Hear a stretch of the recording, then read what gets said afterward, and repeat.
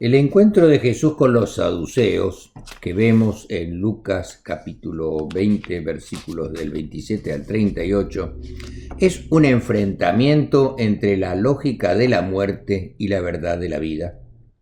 Los saduceos, la élite religiosa y política de su tiempo, negaban la resurrección porque su fe estaba atrapada en lo mismo que vemos en este tiempo: el poder, lo inmediato, lo visible, lo controlable.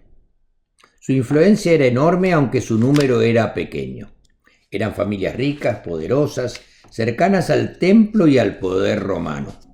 Controlaban las funciones más altas del sacerdocio y del Sanedrín, que era el Consejo Supremo Judío, y eran los sacerdotes aristócratas que administraban el culto en el templo y tenían gran poder político.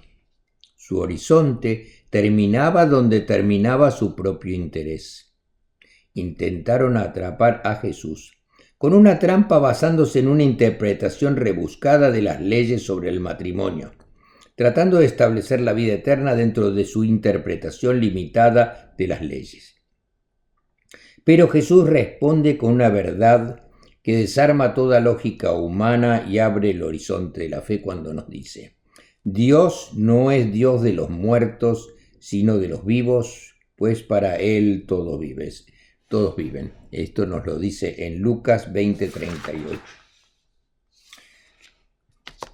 Esta afirmación no es solamente una enseñanza sobre lo que sucede después de la muerte, es una revelación de cómo debemos vivir hoy. Es una invitación a mirar el presente con los ojos de un Dios que no se resigna al dolor ni a la injusticia, sino que siempre trabaja para que la vida florezca. Los saduceos negaban la resurrección, y esta mentalidad solo basada en lo mundano es tan limitada que se parece a la mentalidad de ahora, de este tiempo, donde domina muchas conversaciones actuales, entre ellas sobre la inmigración y la justicia social. Así como los saduceos veían a la mujer y sus 7 maridos como un absurdo legal, muchos hoy reducen la historia del inmigrante latino, del pobre, del marginado, a un problema legal, a un número, a un obstáculo político. Pero la verdad, a los ojos de los hombres y mujeres justos y de Dios mismo, detrás de cada rostro que cruza una frontera, hay una historia de fe, un grito silencioso de esperanza. La inmensa mayoría de quienes dejan su tierra, su idioma y su familia lo hacen buscando la vida digna, esa vida que Dios quiere para todos sus hijos.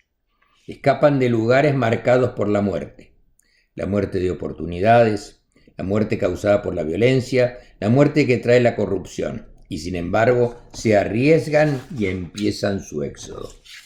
Caminan y caminar es su acto de fe. Cada paso que dan es una oración viva al Dios de los vivos. El Dios de los vivos no puede ser indiferente a ese clamor. Si Él escucha el gemido de su pueblo en Egipto, también escucha el clamor de los migrantes, de las madres que lloran, de los obreros sin salario, de los ancianos olvidados. La pregunta entonces no es si Dios oye, la pregunta es si nosotros, su pueblo, respondemos con la misma compasión que Él.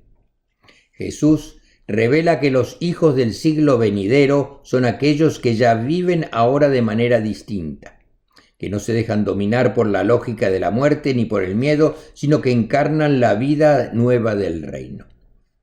Esta vida nueva desafía también nuestras estructuras políticas. Cuando la política, como debería ser una herramienta para servir a la vida, se convierte en un arma de poder, en un instrumento de odio o en un medio de división, entonces traiciona su propósito más sagrado.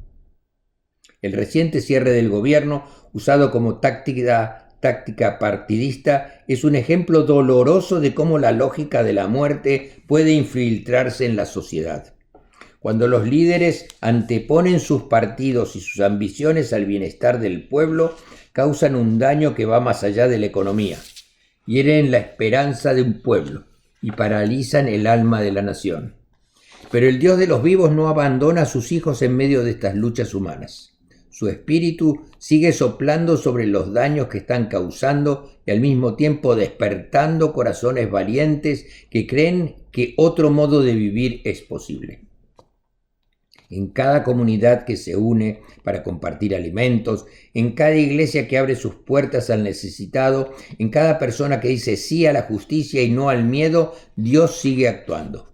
Allí está la resurrección germinando en medio de nosotros. Proclamar al Dios de los vivos significa que no podemos ver un muro o un documento por encima de una persona. El mandato divino es claro: abrir caminos, ofrecer refugio, sanar heridas.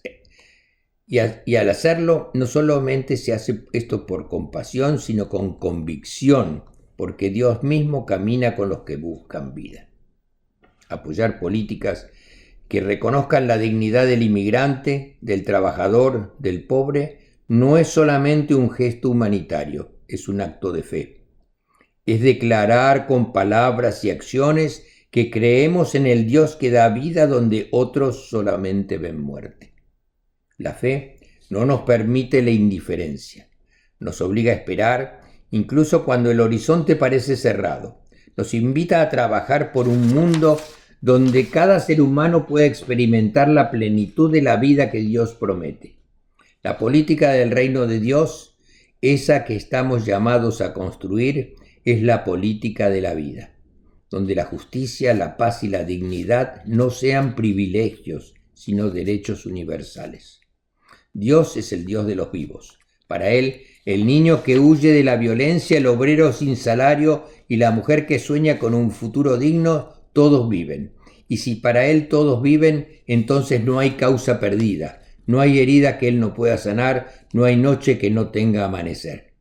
Que esta esperanza sea el fuego que nos sostenga, que aún en medio de la oscuridad del presente tengamos la certeza de que Dios de la vida está obrando, levantando y resucitando, y que nosotros, como hijos de la resurrección, vivamos y actuemos de tal manera que el mundo pueda ver en nuestras manos y en nuestras palabras el rostro de Dios que no se cansa de dar vida.